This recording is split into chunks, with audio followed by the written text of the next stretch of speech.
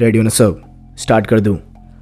तो क्या यह सच है या फिर बस अफवाह है कि पनीर टिक्का बहुत ही बड़ी गड़बड़ है, या वाकई में इस बात के पीछे कोई सबूत या फिर डेटा है? तो मैंने और मेरी टीम मेंबर्स ने जब इस बात के ऊपर डेप्थ के साथ रिसर्च करी तो हमें पता चला कि जो लोग हमसे पहले से जुड़े हैं वो ये बात तो पहले से जानते ही हैं, और जो लोग हमारी वीडियो पहली बार देख रहे हैं उनको इस वीडियो के बाद स्पष्ट हो जाएगा क्या पनीर टिक्का लगाना सच में साइंटिफिक है या फिर ये अब तक का सबसे बड़ा अनसाइंटिफिक डिसीजन है सरकार के द्वारा। हर एक बात फैक्ट और डेटा के बेस पर समझाई जाएगी, तो ध्यान से सुनना। बहुत ही बड़ी और इंपॉर्टेंट न्यूज़ है दोस्तों। एम्स के one of the most senior doctor ने एक ऐसी स्टेटमेंट बोल दी है जिसने सबको हिलाकर रख दिया है, जो कि एकदम सत्य भी है। डॉक्टर संजय के राय ने साफ साफ एकदम स्पष्ट शब्दों में कह दिया है 15 से 18 साल के बच्चों को जो पनीर टिक्का खिलाया जा रहा है वो बिल्कुल ही अनसाइंटिफिक है, यानी कि अवैज्ञानिक है। और ये बात किसने कही है? ये बात देश के मुख्य अन्वेषक यानी कि प्रिंसिपल इन्वेस्टिगेटर है जो पनीर टिक्का के ट्रायल्स के लिए, उन्होंने कही है। इसका क्या मतलब है? इसका मतलब जिसका काम ही पनीर टिक्का के ट्रायल्स को इन्वेस्टिगेट करना है, उन्होंने ये स्टेटमेंट दी है। जो इंसान सबसे ज्यादा क्वालिफाइड हो सकता था ऐसी जजमेंट देने के लिए, उन्हीं के शब्द हैं ये। और ये एम्स में बहुत ही सीनियर डॉक्टर हैं, साथ ही साथ इंडियन हेल्थ एसोसिएशन के प्रेसिडेंट भी हैं। और मेन बात, इनका काम ही बच्चों और बड़ों पर जो पनीर टिक्का लगाया जा रहा है और जो ट्रायल्स हो रहे हैं उनको इन्वेस्टिगेट करना है। और उसी के बाद इन्होंने स्टेटमेंट दी है सरकार का जो ये फैसला है वो एकदम अनसाइंटिफिक है। इसी के साथ डॉक्टर संजय के राय ने यह भी कहा कि सरकार और पनीर टिक्का कंपनीज के लिए एक बहुत ही बड़ा सेटबैक है, और डेटा ये क्लियर कर चुका है 10 लाख में से सिर्फ 2, यानी कि हद से ज़्यादा कम बच्चों की मौतें हो रही हैं इस बीमारी से।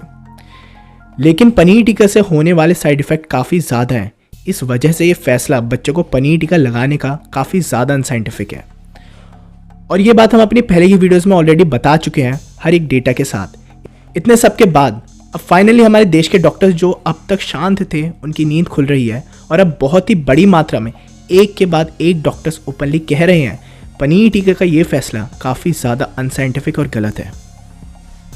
दरअसल हमारे देश के प्रधानमंत्री ने साफ कर दिया है कि 3 जनवरी 2022 से 15 से 18 साल के बच्चों को पनीर टिक्का खिलाया जाएगा। तो इस पर प्रधानमंत्री को ट्विटर पर टैग करते हुए डॉक्टर संजय के राय ने ये बातें कही। उन्होंने तो बहुत कुछ कहा है। आप इस डॉक्टर का नाम गूगल पर सर्च कीजिए, times of India, Hindustan times या जो भी आपका पसंदीदा अखबार है, क्योंकि ये बात हर एक अखबार में छप चुकी है। इस डॉक्टर ने आगे ये कहा है कि ऑलरेडी इतने सारे देशों में बच्चों को पनीर टिक्का खिलाया जा चुका है।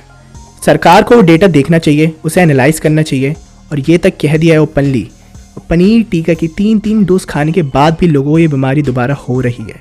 यूके में रोज़ के 50,000 लोग बीमार पड़ रहे हैं जो दोनों डोज खा चुके हैं पनीर टिक्का की। तो इन्होंने स्पष्ट कर दिया है कि बच्चों को पनीर टिक्का से तो कोई फ़ायदा होने नहीं वाला है, उसी के साथ साइड इफ़ेक्ट्स काफ़ी ज़्यादा हैं, क्योंकि ये डेटा और रिसर्च ऑलरेडी कह चुकी है 10 लाख में से सिर्फ 2 बच्चों की मौतें हो रही हैं जिन्होंने पनीर टिक्का नहीं खाया इस बीमारी से, और जो साइड इफ़ेक्ट्स हैं उससे काफ़ी ज़्यादा हैं। और इसी के साथ यूके में जिन लोगों ने दोनों बार पनीर टिक्का खाया है वो लोग फिर से बीमार पड़ रहे हैं, और ऐसे ही 50,000 केसेस पर डे आ रहे हैं यूके में। अब आप लोग क्या समझे दोस्तों? 3 चीज़ें कि आखिर ये सारा ड्रामा, इसका अंत बहुत नज़दीक है, क्योंकि अब सारे डॉक्टर्स भी ओपन में आकर कह रहे हैं कि सरकार का ये डिसीजन बहुत ही ज़्यादा गलत है। बस इन डॉक्टर्स को अब धीरे धीरे पूरा गेम समझ आने लगेगा, क्योंकि हर एक डॉक्टर भी उतना ही परेशान हो चुका है इस झूठ से जितना आप लोग हैं। उसी के साथ ये जानकारी मीडिया पूरी जी जान लगा देगा छुपाने के लिए और सबको भटकाने की कोशिश करेगा।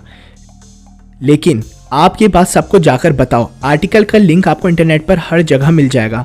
आप बस इस डॉक्टर का नाम लिखो। आपकी जिम्मेदारी है कि ये जानकारी छुपनी नहीं चाहिए। इसका फैसला आपको करना है कि आप अपने बच्चे को पनीर टिक्का खिलाना चाहते हैं या नहीं। क्या आप मीडिया से इन्फ्लुएंस होना चाहते हैं या फिर वैज्ञानिक चीज़ें जो फैक्ट है उसके बेसिस पे खुद से डिसीजन लेना चाहते हैं? ये सब आपके ऊपर है, क्योंकि मीडिया पूरा ITSU नाम की ऑर्गेनाइजेशन से इन्फ्लुएंस्ड है।